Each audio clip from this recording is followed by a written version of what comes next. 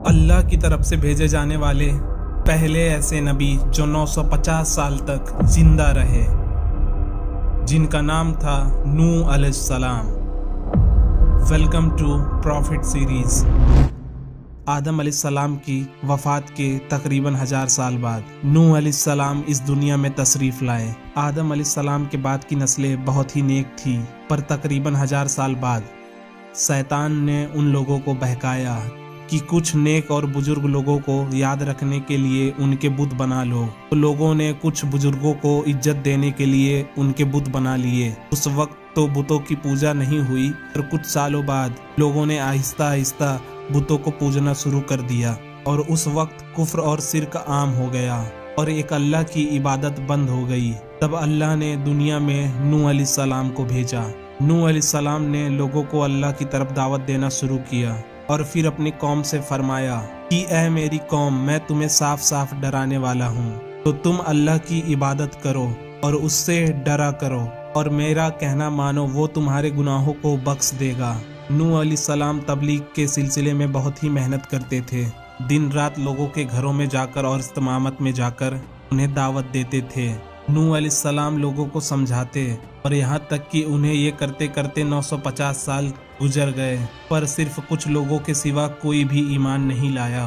نوح علیہ السلام کی قوم ان کا مذاق بناتی تھی اور کہتی تھی کہ اگر تم سچے ہو تو جس عذاب کا تم ہم سے وعدہ کرتے ہو اس کو لاؤ۔ نوح علیہ السلام کی قوم سال در سال برائی میں آگے بڑھتی گئی اور نوح علیہ السلام کو پریشان کرتی رہی۔ پھر اللہ نے نوح علیہ السلام کی طرف وحی کی اور فرمایا کہ اب آپ کے قوم میں سے جو ایمان لا چکے ہیں ان کے سوا اب کوئی ایمان نہیں لائے گا۔ جب اللہ نے وحی کر دی اور انہیں بتا دیا کہ اب کوئی ایمان نہیں لائے گا، وہ نا امید ہو گئے اور اپنی قوم کے لیے بد دعا کی کہ اے میرے پروردگار، تو کسی منکر کو روح زمین میں زندہ نہ چھوڑ، اور مومن مرد اور عورتوں کو بخش دے۔ نوح علیہ السلام نے جب اللہ کو پکارا تو اللہ نے نوح علیہ السلام کو ایک بڑی کشتی بنانے کی وحی کی، لیکن نوح علیہ السلام نہیں جانتے تھے کہ وہ اتنی بڑی کشتی کیسے بنائیں۔ تو اللہ نے جبریل علیہ السلام کو ان کی مدد کرنے کے لیے ان کے پاس بھیجا۔ نوح علیہ السلام ایک پہاڑ پر رہتے تھے اور ان کے آس پاس درخت بھی نہیں تھے اور نہ ہی پانی تھا، تو انہوں نے بہت سے درخت اگائے اور پھر انہیں کاٹا اور پہاڑ پر بیٹھ کر کشتی تیار کرتے رہے۔ لوگ جب نوح علیہ السلام کو کشتی بناتے دیکھتے تھے تو ان کا بہت مذاق بناتے تھے اور کہتے تھے کہ یہ کیسا مجنون ہے جو پہاڑ پر کشتی بنا رہا ہے۔ لیکن نوح علیہ السلام کی اتنی محنتوں کے بعد ایک بہت ہی بڑی کشتی تیار ہو گئی۔ تو اللہ نے نوح علیہ السلام کو حکم دیا کہ مومنوں کو اور اپنے گھر والوں کو اور زمین پر بسنے والے تمام جانوروں کو اس کشتی میں سوار کر لو، اور پھر اللہ نے آسمان اور زمین سے پانی کھول دیا، جس وجہ سے زمین پر سیلاب آ گیا۔ اس سیلاب نے دنیا میں رہنے والے انسان اور جانوروں کو غرق کر دیا، اور طوفان کا پانی پہاڑوں سے بھی اوپر ہو گیا، اور صرف نوح علیہ السلام کی کشتی اس طوفان میں باقی رہی، اور پورے زمین پر صرف وہی لوگ اور جانور بچے تھے جو اس کشتی پر سوار تھے۔ اتنے بڑے نبی ہونے کے باوجود نوح علیہ السلام کا بیٹا کشتی پر سوار نہیں ہوا۔ نوح علیہ السلام نے اسے پکارا کہ میرے بیٹے اس کشتی پر آ جا اور کافروں کا ساتھی نہ بن، لیکن اس نے کہا کہ میں کسی پہاڑ کے چوٹی پر پناہ لے لوں گا جو مجھے اس پانی سے بچائے گی۔ پر نوح علیہ السلام نے فرمایا کہ آج اللہ کے حکم سے کچھ بھی باقی نہیں رہے گا مگر وہی جس پر اللہ رحم کرے۔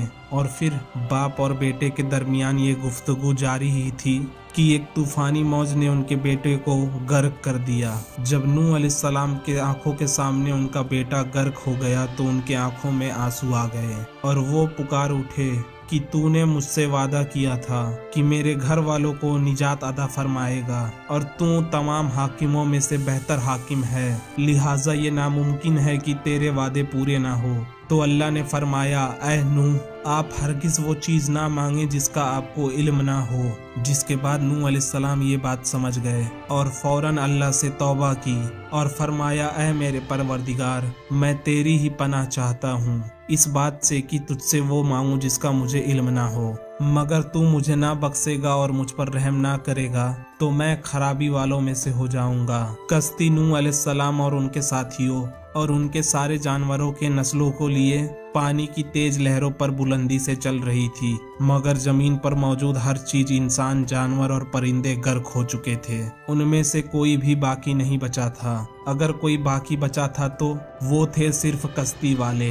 नूह अलैहिस्सलाम और उनके साथी 6 महीनों तक उस कश्ती में रहे और फिर आखिरकार अल्लाह के हुक्म से तूफान रुक गया। अल्लाह ने जमीन को हुक्म दिया कि वो सारा पानी निगल जाए, तो जमीन ने सारा पानी निगल लिया और जमीन खुश्क हो गई और फिर कश्ती पहाड़ पर जाकर रुक गई। अब उन्हें हुक्म हुआ कि सलामती से कश्ती से उतर आइए, आप सब पर बरकत नाजिल हो गई है और उन नस्लों पर भी जो आपसे पैदा होंगी। और फिर सिर्फ नूह अलैहिस्सलाम से आगे की नस्ल शुरू हुई और जमीन में उनकी औलादों के अलावा किसी और की नस्ल बाकी ना रही, और फिर सारे जानवरों की भी नस्लें यहीं से फिर से पैदा हुईं। तूफान के बाद नूह अलैहिस्सलाम 350 साल तक जिंदा रहे और फिर नूह अलैहिस्सलाम 950 साल की जिंदगी जीकर इस दुनिया से फौत हो गए, जिसके बाद हजरत हूद अलैहिस्सलाम आए। सब्सक्राइब।